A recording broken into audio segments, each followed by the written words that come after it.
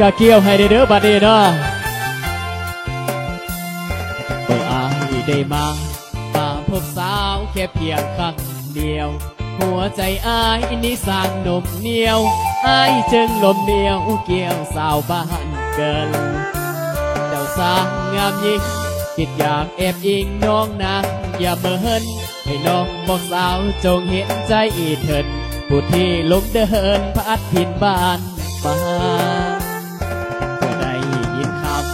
คำว่าฮักมาจากสากไฟคำว่าสาวนั้นสร้างลกไหลทราบซึ้งเตือนใจในหลวงปู่ลาดุเหมือนคำว่าที่อายและสาวเคยว่ากันมาจะลวงให้อายนี่เสียน้ำตาเมื่อน้ำท่วมนาของอายนี่เอ่ยน้องควันตาโปรดจงสงสารหากน้องเห็นใจอายนั้นจะหักดอกขวัญบ่ให้โศกตรงปีหน้าต่อไปจะปลูกเข้าให้เข้านาให้ศพหากเม้นดินฟ้าให้ความอุดมจะขอพี่ลมให้สมภักดีจะขอจำผิดแห่งนั้นที่เคยได้อยู่กับความหาที่น้องอุ้มโชว์ดินฟ้าจงหูไว้เป็นสักขีเธออยู่ใกล้กันหัวใจอ้ายนั้นบ่ได้ดีอีกปีหน้าจะมาอีกทีสุขอคนดีเด้อสาวบ้านเกิด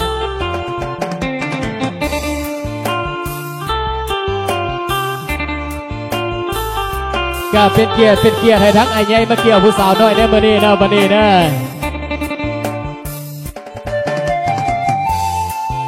อาจจะลืมเอวอ่อนใส่ไอ้ใหญ่เด้ออีหล่าเด้อ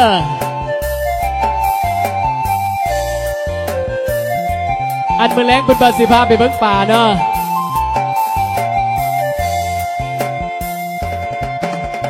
น้องควันตาโปรดจงสงสาร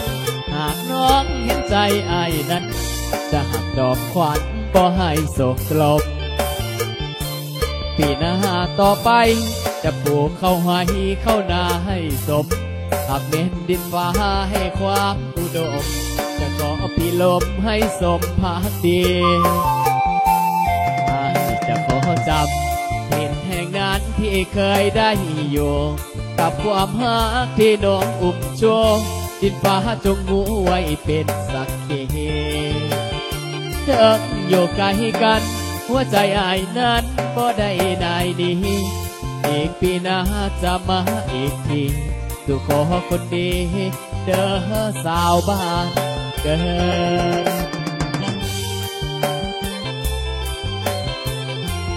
เอาสองซ้อนเด้อเอาเกี่ยวทั้งนะให้ไอ้ใหญ่และไอ้หลาเด้อ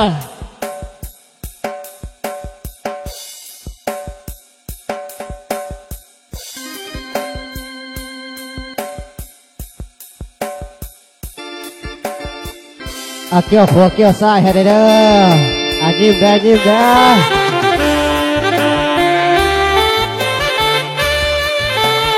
ผู้ใดก็ไม่อยากเป็นละผู้เฒ่านี่ก็นอกเลยยิ้มไปเด้อยิ้มไปเด้อ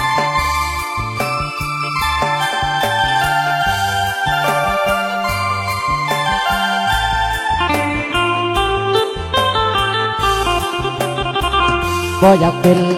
ผู้เฒ่าบ่อยากผมขาวผมดอนบ่อยากให้เด็กน้อยเว้าหยอกว่าเท่าหัวหอกหัวงูเฮ็ดจังใดแล้วสังขารมาฮอดแล้วมูที่หามมันก็บ่อยู่ที่สู้มันก็บ่ไหวนับว่าเท่าสู่มือหนังสือเห็นพ่อเรื่องลายบ่อยากซัพพอร์ตเขายาตาฟังแห่งคิดอุกใจยามเล่นกลางบ้านอยากเด็กน้อยเว้าว่าผู้เฒ่าเมิดไฟอยากแห้งยามขึ้นทันใดอยากหัวใจวายหงายถกปากอยากบ่ได้ ยานเผาขีบไฟยานตายขาบอลท่านตายน้ำขาอ่อนๆมาสิอ่อนซ้อนอยู่ดอกน้องนางยานเผาผู้ดีที่บ่มีแห้งซัพพอร์ตเขายางคิดจางลงหน้าลงหลังคิดองคิดอังตั้งแต่เดี๋ยวนี้บ่มีหอยยาแก้ความเท่าสิเอามาดื่มกินแล้วแห้งแข็งแห้งเติมสิดื่มอยู่ทุกนาทีคิดไปยิ่งเศร้าว่าเอาหัวใจดีนอนคิดอยู่สู้มือนี้ยามไหนสิมีอยากแก่เด้นอเอาเกี่ยวหัวเกี่ยวซ้ายเลยเด้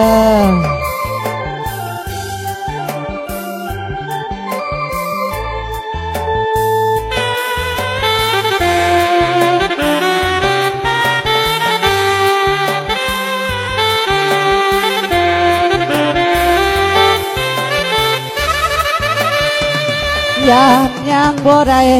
ยานเผาขี้ไฟยานตายขาบอลท่านตายน้ำขาอ่อนๆกะสิอ่อนซ้อนอยู่ดอกน้องนางยานเผาผู้นี้ที่บ่มีแห้งซัพพอร์ตเขายาง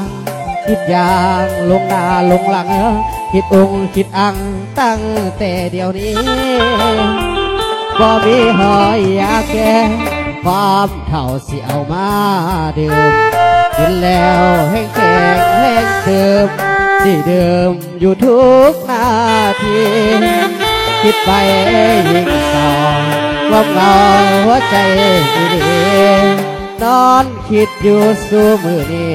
ยามไหนสิมีอยากแก่เด้นอ